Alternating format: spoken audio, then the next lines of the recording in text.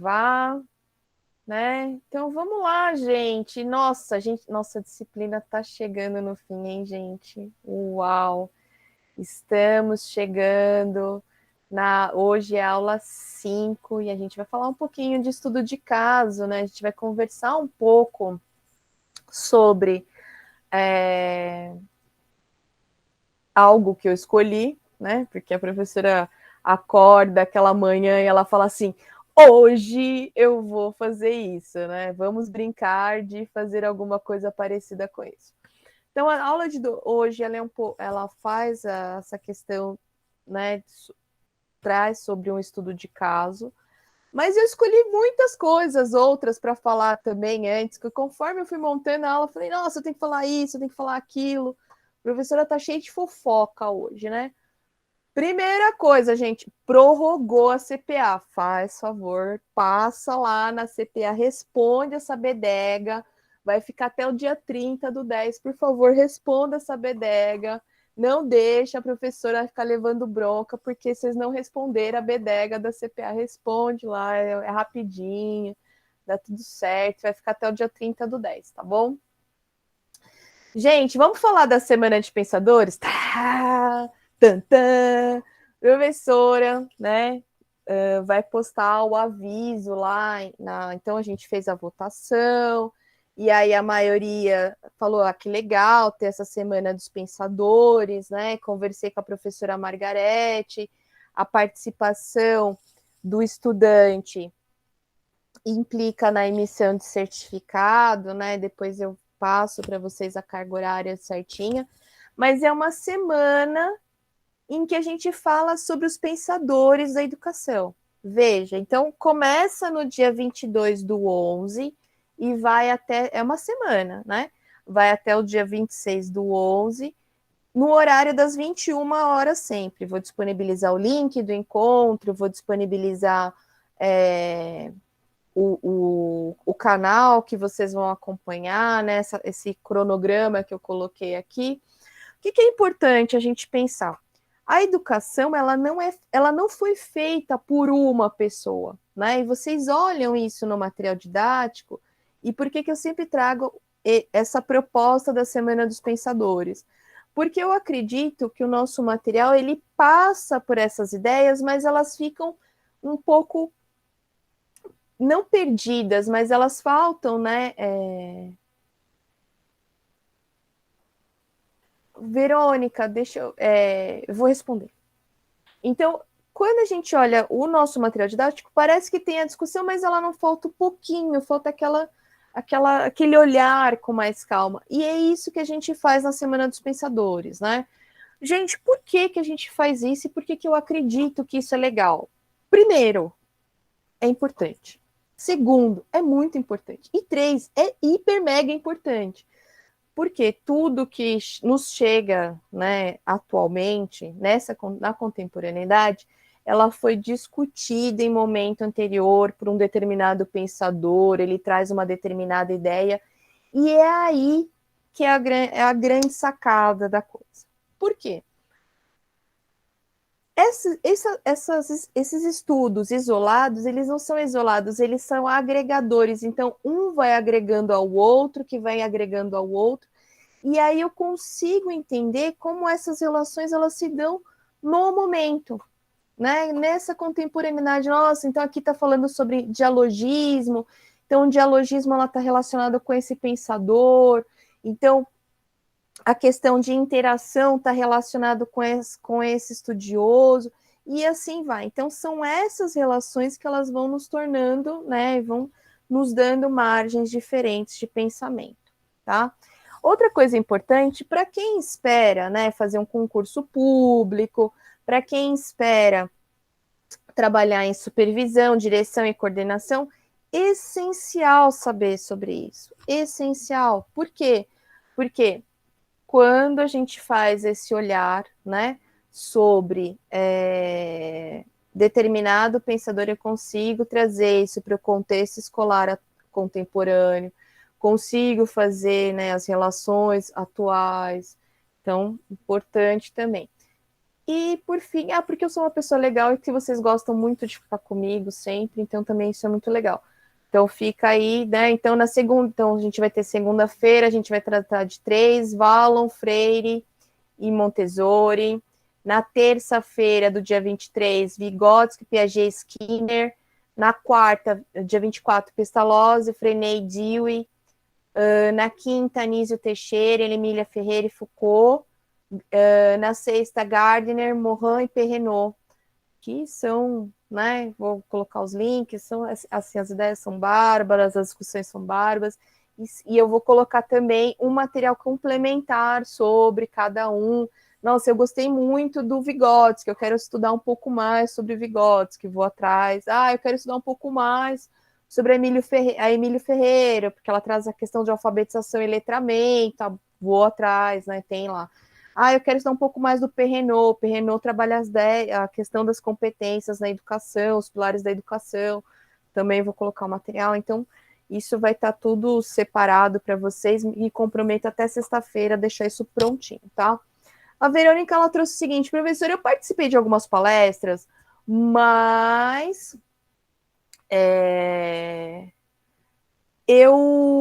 pois é, Débora, mas ele vai ficar gravado, tá? Se você não conseguir acompanhar em algum dia, vai ficar gravado. E a presença no evento, eu vou elaborar um relatório de aprendizagem, para vocês poderem fazer o registro e fazer a comprovação de que vocês estiveram, né? Assistiram a gravação, etc. Bom, a Verônica traz, eu participei e tal, mas eu fiquei sem certificado. Primeira coisa, para que você tenha a emissão de certificado, tem que ter preenchido o formulário de presença que ficou disponível na plataforma. Puxa, professora, eu assisti, mas eu não preenchi. Não tem emissão de certificado. Professora, eu preenchi. Então, só que eu também não recebi. Então, a primeira orientação que eu faço, olhe na sua caixa de spam. Porque pode ser que tenha algum e-mail meu que esteja lá na sua caixa de spam, que foi enviado o certificado e está lá. Não, professora, já preenchi tudo certinho, olhei lá no spam, não está. Manda e-mail, né? Aqui nesse e-mail aqui que eu vou colocar, né? Aqui no chat, portalaméricas.com.br. Manda uma mensagem com nome e RA que eu faço a verificação de lista e verifico se foi registrado realmente a sua participação. E caso tenha sido no evento específico, manda lá o evento, eu já faço a coleta e mando para você, tá bom? Falei da Semana dos Pensadores, blá blá blá, o Isca Sachê, boa noite para quem está chegando. E vamos falar sobre iniciação científica. Todo mundo sabe o que é iniciação científica? Ou posso passar? Alguém tem dúvida? Professora, eu não sei o que é. É de comer? Não. Não, eu sei o que é, pode passar. E aí? Todo mundo sabe? Só manda um sim e não. Não, não, não. Sim, sim, sim. Não, eu não sei. Beleza. Não, legal, ó. Importante, gente. Eu não sei, eu falo. Professora, eu não sei. Me explica, explico. A iniciação científica, o que é, né? Dentro das universidades, o que a gente tem? A gente tem alguns eixos de trabalho, né? A formação, né? E você tem a formação, que é essa formação de curso, você tem a questão de prática, que vem o estágio, e você tem a questão de pesquisa. A iniciação científica, ela entra no eixo de pesquisa acadêmica. Para quem interessa a pesquisa acadêmica, né? Interessa para aquele que quer dar continuidade, né? Que fala assim, olha, eu quero fazer pesquisa, eu quero dar continuidade, eu quero contribuir para as questões, né, sociais, de estudo, etc. E aí eu faço o quê? Eu faço um recorte de um determinado tema que eu quero estudar. Então eu vou. E aí o que acontece? Desculpa, a iniciação científica aqui na FAM, ela tem a duração de 1 ano, e vocês fazem a escolha, né? Vocês têm o processo, vocês têm que fazer a submissão de um projeto, tem toda a documentação que é entregue, escolha do orientador, né? E etc, etc. E você, né? Quando você, eu quero fazer isso, né? Eu quero fazer porque eu quero dar continuidade, eu quero fazer pesquisa, eu quero levar para outros meios, né? Eu não quero ficar só na graduação, eu quero mais, né? Não tem TCC, Daiane. O curso das licenciaturas não tem TCC, tá? A iniciação científica, ela é optativa, o aluno ele não é obrigado a fazer. O TCC, quando está na grade curricular de curso, é obrigado, tá? Então, o que, que acontece? A iniciação científica ela tem duração de 1 ano e ele é um recorte de uma determinada temática, né? Então, o que, que acontece? Eu vou falar dos orientandos que eu tenho. Então, eu tenho orientandos que fazem análise. Vamos lá. Eu tenho a Vitória, né? Que ela trabalha a questão. Eles trabalham com a questão, ela trabalha com a questão das relações étnico-raciais, mas em relação da cultura negra dentro dos vídeos que estão no Centro de Mídias de Ensino Fundamental 1. Ensino Fundamental 1. A Angélica, que é da área de História, ela trabalha com as questões étnico-raciais, a questão da cultura negra, dentro das aulas de Fundamental.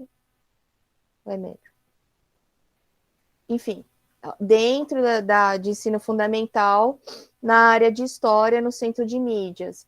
A Mariana trabalha a questão da cultura indígena e do estereótipo indígena, do corpo indígena, né, como ele é retratado dentro do material didático. Ela faz análise de um material didático que é da área de arte de ensino fundamental 1. Eu tenho a outra orientanda que eu tenho é a Carla. A Carla trabalha com a questão do bilinguismo dentro das escolas, né, dentro dos contextos educacionais no Ceará, e aí percebendo como o currículo ele permite ou não a prática do bilinguismo para os povos indígenas que estão dentro do território, né, dentro do estado. Então, só para vocês entenderem o que é esse recorte. Quem é que trabalha esse recorte, né? Então, vocês não podem escolher o orientador sem o orientador saber, tá? Então, você tem a abertura tá agora, né? Foi feito dia 18/10 e vai ficar até o dia 22/2. Então, existe um contato com os orientadores que estão na lista, e aí vocês buscam, né? Olha, professora, eu tenho interesse, eu gostaria de trabalhar com determinada temática, eu queria desenvolver determinado tema. Aí o que, que acontece? O professor orientador vai auxiliá-lo na criação desse projeto, né? Quais as partes, o que, que você tem que pesquisar, qual é a fundamentação teórica. Então, tem tudo isso, tá? Enfim, então, isso é a iniciação científica. Professora, tem pesquisa externa, né? A gente vai apresentar em outros lugares e depende muito do orientador. Então, os meus orientandos, as minhas orientandas, eu as coloco, né, para fazer apresentação em congressos, simpósios regionais, porque a pesquisa ela não pode ficar para o estudante dentro da universidade, ela tem que transpor os muros da universidade. Então, quando a gente fala em transpor, que é bem a conversa que eu estava tendo com a Débora aqui, né? Quando transpõe isso, eu levo, né, para outras vertentes. Então, eu levo para outros olhares ali, né? Eu levo para outros contextos. Então, tem esse momento também, tá? Verônica, tem. Não, então, Daiane, eu entendo. Tem algumas universidades que elas optam por ter o trabalho de conclusão de curso, tem outras universidades que elas optam que não. e elas complementem em outros projetos, né? A Verônica, eu tenho interesse em educação inclusiva e não achei o quê? O orientador. Tem uma lista de orientadores lá, e por acaso da professora Margarete Vieira é uma pessoa que está. Então, dá uma olhada lá tem uma lista, até coloquei em avisos na disciplina, tem uma lista de orientadores, e se eu não me engano, a professora Margarete Vieira está nessa lista. E a professora Margarete Vieira, ela é da área. Tem outra professora também, que é a professora Suelen, também, que trata das questões de educação inclusiva, né? Enfim, e vale lembrar, né? Iniciação científica é para quem está na pegada e na vontade, né, de fazer pesquisa. Eu quero fazer pesquisa, eu quero me aprofundar, eu quero agregar, eu quero fazer mestrado, eu quero fazer doutorado. Melhor forma de você ter entrada num programa de mestrado e doutorado posteriormente é caso você tenha feito um programa de iniciação científica dentro da sua graduação, né? Tudo aquilo que você faz enquanto estudante dentro das graduações se tornam significativos quando vocês são colocados em programas posteriores, né? Verônica, todo semestre tem abertura, tem o chamamento, né? Que tem a duração de um ano. O que acontece? A gente não pode aceitar alunos que são de último ano, porque o aluno ele precisa ter um ano para fazer a pesquisa. Então, você tem até, não sei qual é o seu curso, eu acho que é segundo, né? Mas você tem até o quinto semestre para você poder entrar no programa caso queira, né? Enfim. Bom, dentro lá tem uma lista lá que é disponibilizado, nessa lista tem os orientadores, tem as áreas de pesquisa, né? O que cada orientador pode, né? Qual é a área que o orientador pode trabalhar, pode desenvolver junto com o estudante. Cada orientador ele tem um limite, né? Se eu não me engano, eu não sei se são 4, não sei se são 4 ou são 5 orientandos. Agora eu não lembro, mas é importante vocês entrarem em contato, conversar com o orientador, verificar se o orientador aceita a sua pesquisa, aceita a sua temática, né? E aí fica a dica, né? Aqueles professores que vocês veem mais, normalmente são os professores que são mais procurados, né? Então, já fica a dica. Professor que trabalha com temas muito polêmicos, assim, também fica essa pegada, né? Então, tenham esse cuidado, olhem bem quem é o orientador, porque é um compromisso que você assume com o orientador também, né? Eu sempre comento o seguinte, isso foi algo que eu comento com os meus orientandos. Se eu mandar você para a China, você vai para a China. Se eu mandar você para o fim do mundo, você vai para o fim do mundo. E não vai discutir comigo. Por quê? Porque eu entendo que está sendo melhor para a sua pesquisa, eu entendo que é melhor para você. Então, se eu estou dentro de um determinado espaço e faço determinado trabalho, eu também vou cobrar isso de você. Então, percebam quem é que vai trabalhar com vocês, qual é o professor que vocês têm afinidade, né? Vocês já passaram pelo primeiro ciclo de disciplinas, de primeiro semestre, vocês estão tendo o segundo ciclo de disciplinas, né? Qual é o nome do Glorious Glorious? Eu não falo, Gaia. Eu não falo com pessoas que não têm nome. Tá ótimo isso, né?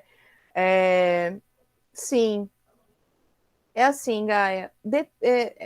Eu falo que iniciação científica me mostra comprometimento em relação aos meus estudos, tá? Então, o que é legal observar? quando eu vou colocar, eu posso colocar no meu currículo que eu sou aluno, fui aluno de iniciação científica, no meu currículo profissional. Isso mostra que eu tenho comprometimento. E que eu também tenho um olhar que não é um olhar só conteudista, mas é um olhar também reflexivo e crítico, porque a pesquisa ela traz esse fomento, né? Deem uma olhada lá, então importante, escolham bem, converse com esse professor, né? Marquem lá uma, uma conversa com o professor, né? Então eu sempre coloco que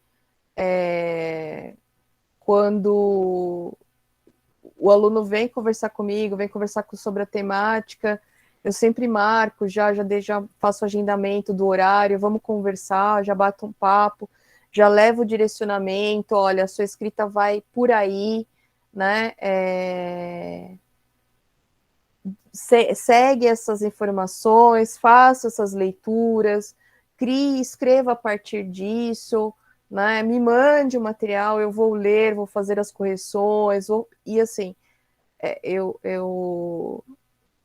comento que o mesmo compromisso que o estudante espera do professor, eu espero do estudante. E eu comento que é uma troca, e é constante, né? Não dá para falar assim, eu vou pegar hoje a iniciação científica, porque foi até mesmo a conversa que eu tive com o pessoal que entrou no curso de Relações Étnico-Raciais. Você está pronto para dedicar estudo? Você está pronto para você dedicar tempo? Por quê? Porque a pesquisa científica, né, os estudos científicos, eles fogem desse contexto comum que a gente tem de conteúdo, sala de aula, prova, atividade. É outra pegada. Então tem que estar muito aberto para isso, né?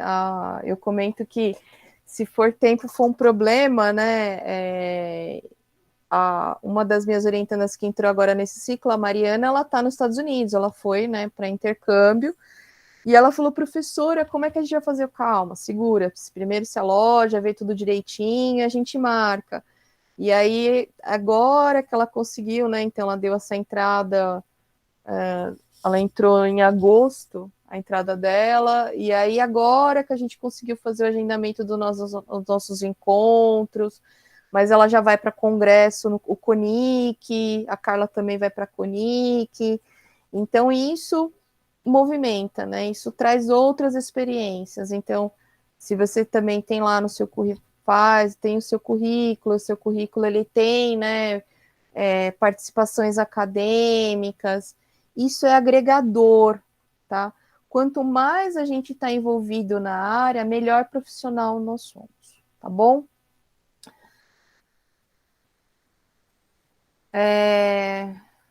Tá, Mayara, dá uma olhada, sim. Daí é importante você ver, né, questão de tempo, é como eu disse, é opcional e aí fica a critério de cada um. Se existe o medo, não faça, tá? Eu comento o seguinte, com medo ninguém faz nada. Então, se tem receio, etc., não faça. Tem um momento que você tenha segurança. Por quê? Porque a pesquisa ela também necessita que você tenha momentos que você se coloque disponível e você seja protagonista desse processo, porque a pesquisa acadêmica ela é um processo isolado, é um processo solitário. Então, tem a leitura, tem toda a parte de escrita, fichamento, resumo. Então, isso é um processo que você precisa estar comprometido, né? E aí eu acho que vale como dica, né? Então, assim, eu tenho muita coisa para fazer. Não, muita coisa para fazer tenho eu, professora Lília.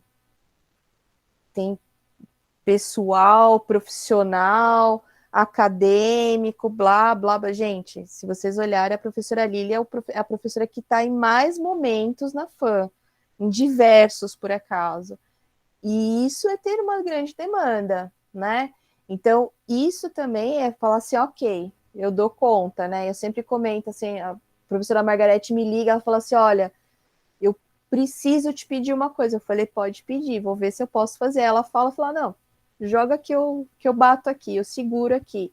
Isso é confiança em si mesma, confiança no, isso é, né? Então é um processo também. Então acho que é bem importante aí pensar. Débora, a gente já vai ter a nossa conversinha amanhã já. Ana, fica a critério, né? Se você, eu não tenho talento para isso, você não sabe, né, Ana? Você já fez em algum momento? Se você sabe se tem talento ou não? Talento a gente não vem no rótulo da né?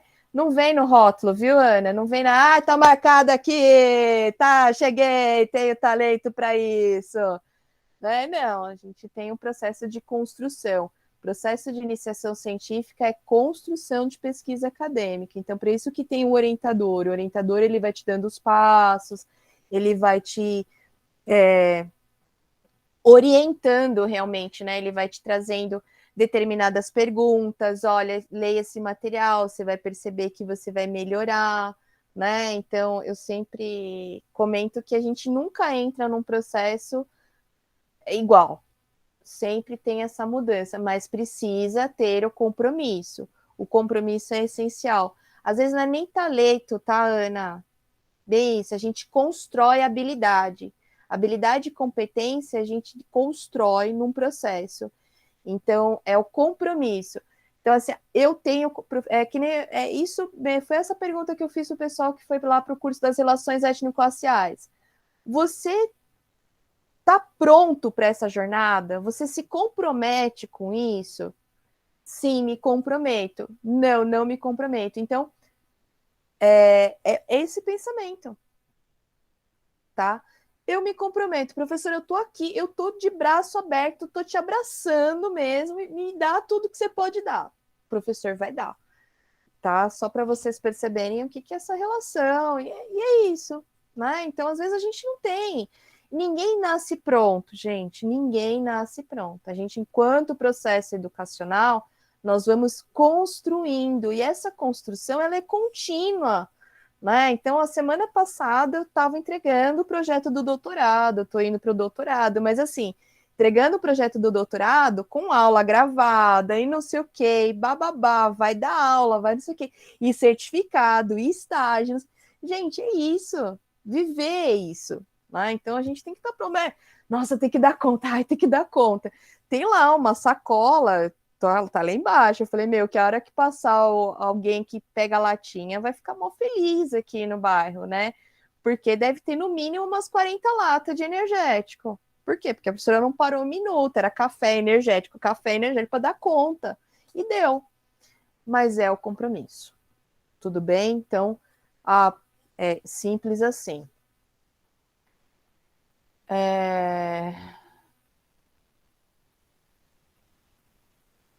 Não, Mayara, não sou reitora, não. Nem sou coordenadora, eu sou professora do curso. Só sou professora de curso, tá bom? Enfim, vamos lá então. Isso é iniciação científica, isso é pesquisa, né? Então deem uma olhada, tá ali, né? Você já tem. E assim, nossa, professora, mas eu não tenho muita certeza do que eu quero falar, né?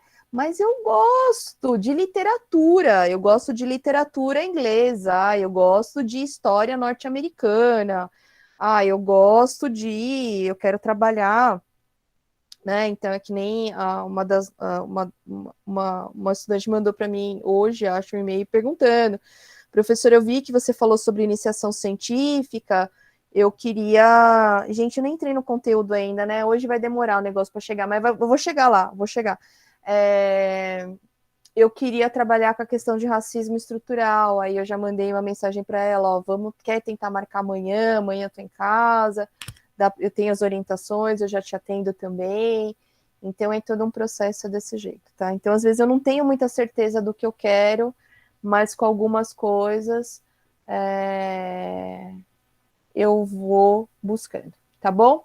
Vamos lá, então, pensando na educação por meio de projetos, que esse é o estudo de caso, viu, gente? Eu devia ter falado que o estudo de caso era sobre iniciação científica, né? Eu já tinha dado a minha aula, mas não é não. A aula é sobre educação por meio de projetos. a gente está muito acostumado dentro da educação a trabalhar com áreas de conhecimento, né? E para aqueles que não estão acompanhando as últimas notícias, o que tem acontecido? Saiu uma deliberação, né, do Ministério da Educação, em que o ensino médio ele não se pensa mais no currículo, né, como disciplinas específicas, mas ele começa a pensar em áreas de conhecimento. E o estudante de ensino médio, ele pode optar pelas disciplinas que ele irá fazer. Então, aquele currículo, já te respondo, tá? Não sei que não lembro, não vi aqui quem que me respondeu, quem me perguntou, foi a Daiane, já respondo, Daiane. Aquele currículo que nós, né, estudamos, português, matemática, história, geografia, química, física, blá, blá, blá, ele vai ser transformado em que existem disciplinas que são obrigatórias e existem disciplinas que serão optativas, tá? E aí, o que acontece? Isso está gerando uma grande discussão, tá? Por quê? Porque o nosso... Eu vou trazer uma coisa da nossa história educacional. A nossa história educacional, todas as visualizações teóricas que se pensa, ela se pensa conforme padrões europeus. E o padrão europeu educacional é completamente diferente do brasileiro. Então, quando eu trago determinadas concepções e coloco dentro do nosso contexto, eu preciso olhar isso com muita calma. Por quê? Porque pode ser que essa prática ela leve para desigualdade social e aumente a desigualdade social. Então, quem não olhou ainda sobre isso, deem uma olhada. Por quê? Porque isso vai começar para o próximo período, próximo ano aí, a implantação. E isso vai afetar todas as áreas, né? Então, o professor ele vai ter que ter uma linguagem multi e intertransdisciplinar, né? Ele vai ter que ter uma linguagem que ele aborde áreas de conhecimento diferentes, em que ele conheça conteúdos diferentes, né? Por quê? Porque vai demandar. E vai acontecer o quê? Aquele professor que ele tiver múltiplas formas de pensamento, múltiplas formas de trabalho, vai acontecer o quê? Esse profissional está empregado. Eu não sei fazer isso, porque eu só sei daquela área de conhecimento específica, eu não sei relacionar com outra coisa. Então, você está fadado, né, a ficar desempregado. A brincadeira simples e fatídica é essa, tá bom? E aí fica esse pensamento. E aí a gente entra nessa questão da educação por meio dos projetos, né? A educação por meio dos projetos tem como objetivo oferecer dentro das instituições, né, a oportunidade de desenvolvimento do estudante, em que ele possa refletir sobre as questões pessoais, sociais dele. As questões enquanto indivíduo e enquanto pessoa da comunidade, o cidadão. Então, ele começa a refletir sobre a questão de corpo, mente, sentimento e atitude. Né? Eu trago determinados valores que são os valores de cidadania. E como ele pode, né, ser um ser reflexivo, crítico, a partir desse pensamento. E, normalmente, um projeto ele nasce de uma determinada demanda, ou social, né, ou da escola, ou da comunidade. Né? E qual é o papel desse aluno, né? Como ele se coloca ali? Ele vai ser o protagonista, então o professor é o mediador, em que ele vai dando as ferramentas, né, para o estudante, e o aluno ele se torna o protagonista na criação dessa prática. E é uma questão de analisar determinada situação, decidir, intervir, planejar, executar a ação, avaliar e apropriar-se de determinados resultados, né? Então, hoje, quando a gente olha a educação, a gente precisa olhar como ela está. E eu comento o seguinte: como ela está é preocupante. Por quê? Porque a gente tem uma demanda de disciplinas que tem uma necessidade muito grande de conhecimento. A gente passa por um período que é um período em que a gente discute, né, como essa educação ela entrou, né, e pandemia e perdas, e a gente tem esse retorno presencial que está sendo colocado aos estudantes. E aí, esse retorno presencial, o estudante ele já não sabe mais o que ele vai fazer na escola, porque falta um mês e pouquinho para terminar as aulas, né, conforme o nosso calendário letivo. E aí ele fala, poxa, o que eu vim para aprender? Eu não vou aprender nada. Então, às vezes, a educação por meio do projeto auxilia isso. E a educação por meio do projeto também auxilia em outros males, né, em outras questões que vêm chegando. Então, essa questão do próprio conhecimento social, a questão do negacionismo, a questão do que fazer, né? Então, nas minhas turmas de ensino médio, eu coloquei nesse retorno, eu coloquei eles para fazerem produções de determinado de cartazes, né, informativos de como se cuidar, né, dentro do contexto da escola, mantendo, né, essa questão do protocolo de saúde, né? Então eles estão fazendo criações, né, cartazes, tal, informativos para conscientizar outros estudantes também, tá? Deixa eu ver aqui perguntas. A Dani perguntou, né, se a iniciação científica pode ser qualquer tema dentro da área da educação, não necessariamente são relacionados ao curso de pedagogia, sim, só que, entretanto, contudo, precisa ser relacionado à faixa etária que você trabalha, que você estuda, né? Então, no caso de educação infantil, ensino fundamental 1, se for o curso de pedagogia. A Kelly trouxe aqui que é igual nos Estados Unidos. O problema é que a diferença entre Brasil e Estados Unidos é que no Brasil você tem um grande problema em relação às políticas públicas, né? Eu sempre comento que as políticas públicas brasileiras elas não são feitas por educadores, elas são feitas por outras pessoas que não são educadores. Então isso traz um alerta maior, né? O Wilker traz, mas por quanto só o primeiro médico está tendo isso, né? Não, vai passar por todas as séries, Wilker. Todas as séries do médio vão ter a adequação, dá uma olhada direitinho, tá bom? A Eli traz, infelizmente, regredindo, né? De verdade, eu não consigo, tá? Ter uma opinião. Essa base, essa reformulação, ela está sendo discutida já há alguns anos, tá? Quando ela veio num primeiro momento em discussão, eu lembrei muito daquelas escolas que elas estão dentro das periferias, né? Porque nenhum professor quer ir na periferia no meio da comunidade da aula. A verdade é, se falta professor de física, de matemática, né, de outras áreas, química, enfim, e fica aquela defasagem.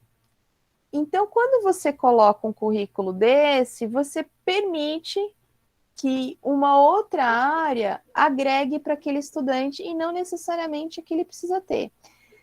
Entretanto, você traz uma defasagem sim para o estudante. Ele vai ter uma defasagem.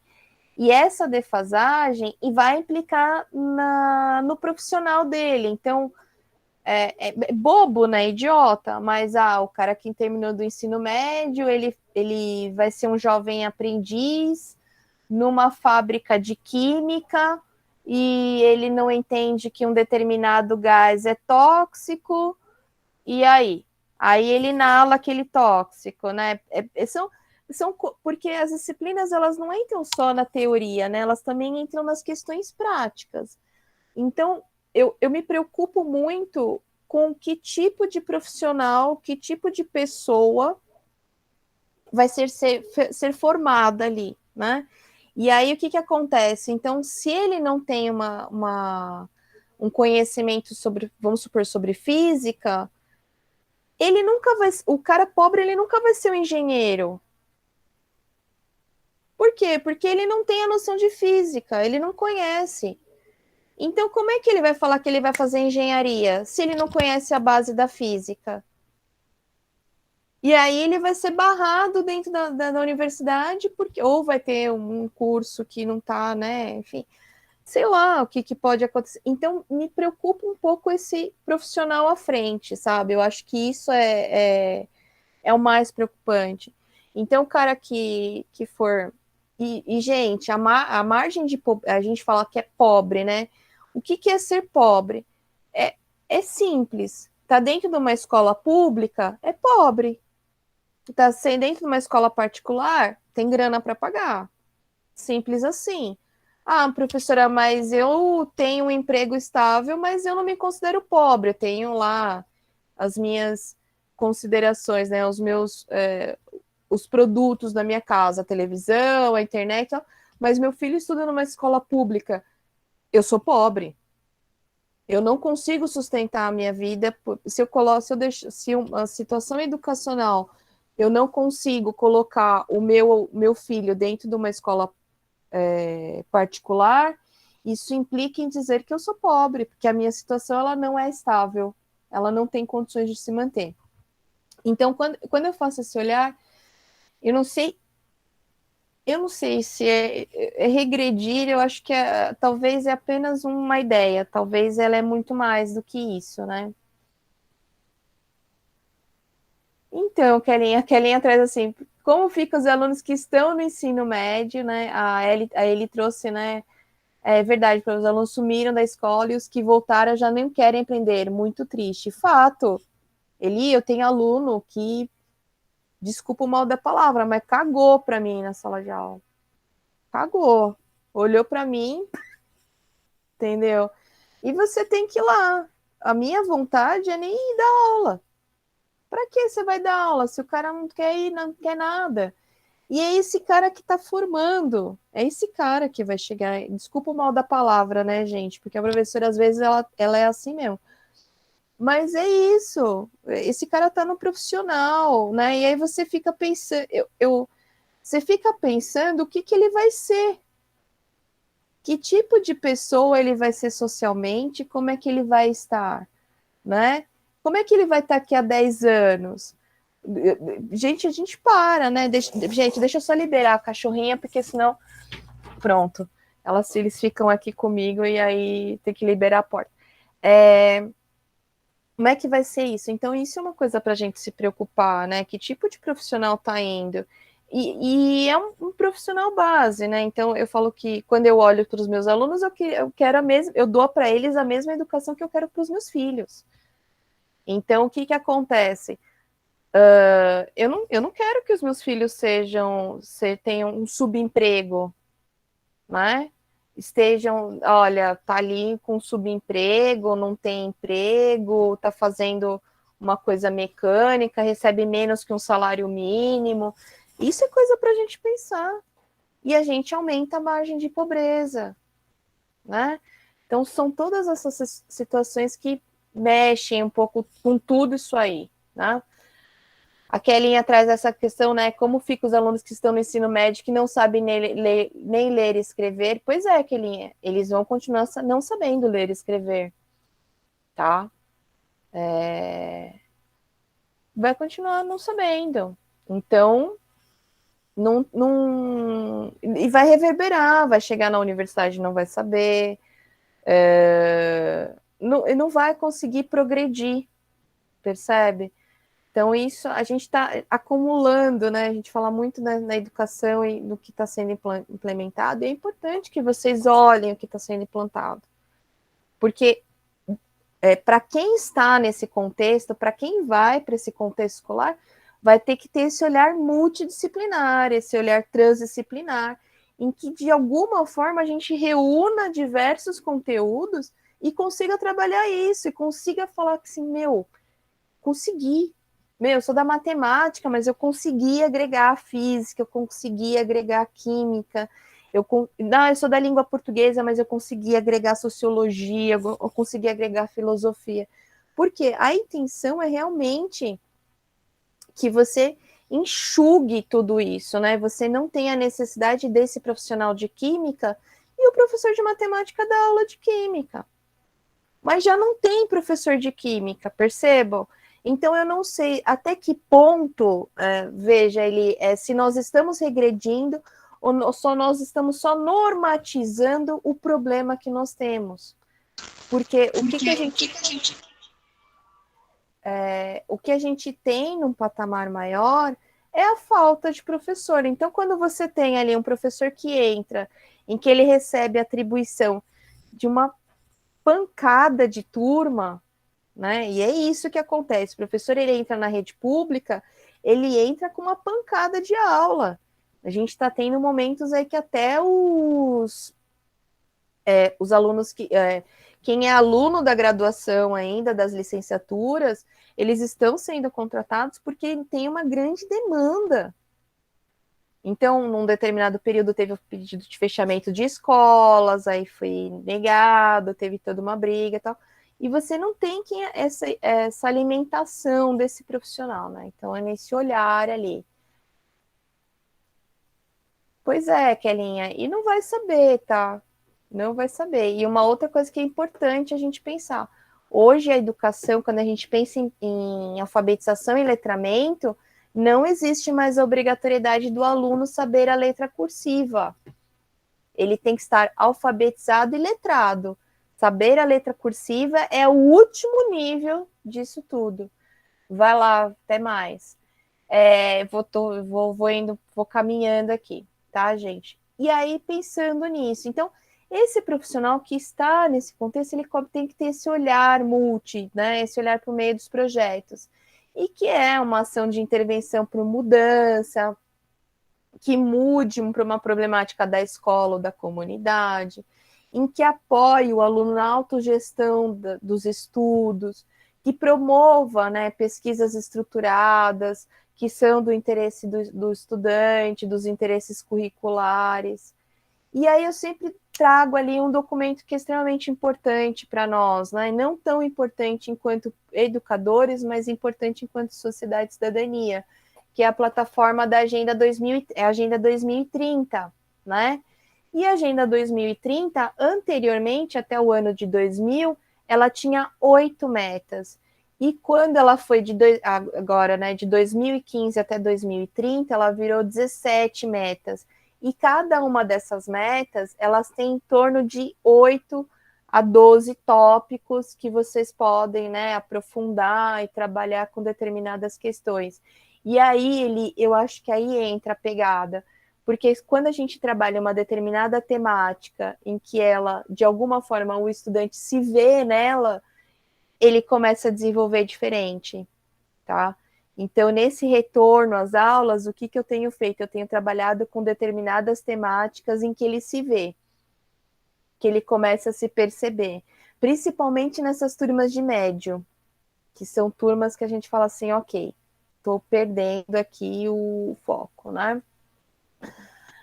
Então, os temas transversais, né? Então, anteriormente, nós tínhamos os parâmetros, antes da BNCC, nós tínhamos os parâmetros curriculares nacionais e nós tínhamos os temas transversais. Então, que eram 6, né? Ética, orientação sexual, pluralidade cultural, meio ambiente, trabalho, consumo e saúde. Com a BNCC, virou temas contemporâneos transversais e tem meio ambiente, educação ambiental, educação para o consumo, economia, trabalho, educação financeira, educação fiscal, saúde, educação alimentar e nutricional, cidadania e civismo, vida familiar e social, educação para o trânsito, educação em direitos humanos, direitos da criança e do adolescente, processo de envelhecimento, respeito e valorização do idoso, multiculturalismo, diversidade cultural, educação para a valorização do multiculturalismo nas matrizes históricas e culturais brasileiras, ciência e tecnologia, tá? Então, a gente tem todos esses temas aí necessários para a gente discutir. E a gente, como é o nosso trabalho, né? Então, a gente confunde, às vezes, a questão do que é multidisciplinar, interdisciplinar e transdisciplinar. Então, multidisciplinar, o que é? Eu, professor de português, falo do mesmo tema que eu tenho, eu, professor de português, professor de matemática, história, geografia, etc. A gente vai falar todo mundo do mesmo tema. Sei lá, meio ambiente. Beleza? Beleza. Só que eu não troco informação com os outros, eu dou a partir do meu conteúdo. E eu não troco nota também. Eu não faço a modificação de nota.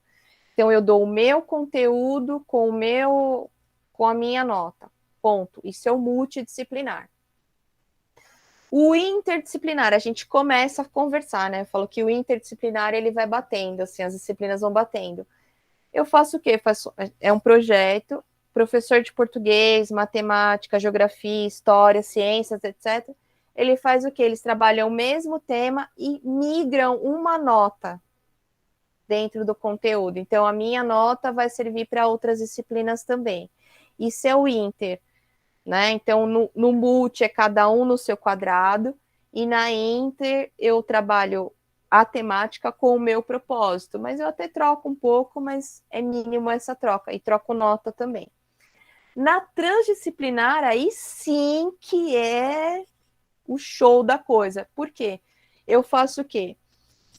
Eu, professor de português, eu dou conteúdo de matemática porque esse projeto foi criado por mim, pelo professor de matemática, pelo professor de história, de ciência, de todas as disciplinas. Então, não tem problema nenhum eu dar o conteúdo de física, porque aquele conteúdo já foi planejado, já foi discutido, e eu tenho propriedade nesse conteúdo. Então, eu, professor de português, eu dou conteúdo de física a partir do conhecimento do projeto. E a nota é uma nota para todo mundo, tá? Então, não tem uma nota específica na minha disciplina, não. Todo mundo aceita a mesma nota. Isso é o transdisciplinar e isso é a grande utopia na educação, né? Quando eu penso numa educação, num conhecimento que ela é sem fronteiras nos conteúdos disciplinares. E, gente, eu acabei, chega, vou embora agora, né? Acabou, não falo mais, não quero mais papo com vocês. Lembrando, então, por favor, da CPA. Gente, vocês estão com dúvida? Eu falei muito rápido, né? Mas a professora ficou preocupada com a questão do tempo. Alguma dúvida, alguma inquietação? Não, tá tudo bem? Beleza. Então vamos lá. Gente, fiquem bem, saúde e paz sempre. Qualquer coisa, manda lá dúvidas nos fóruns de dúvidas, vamos conversando, vamos trocando, que é extremamente importante. Gente, fiquem bem, saúde, paz sempre. Até mais.